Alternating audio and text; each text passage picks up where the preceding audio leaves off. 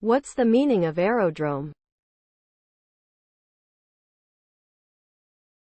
Aerodrome.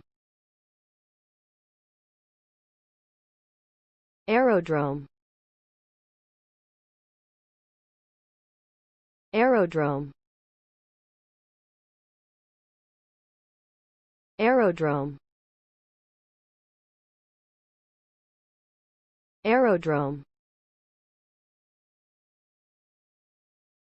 An aerodrome is a term used to refer to a location where aircraft, such as airplanes or helicopters, take off and land. It provides facilities for the safe operation of aircraft, including runways, taxiways, and parking areas. Aerodromes can be found in both urban and rural areas, and are used for a variety of purposes, including commercial air travel, military operations, and recreational activities such as skydiving.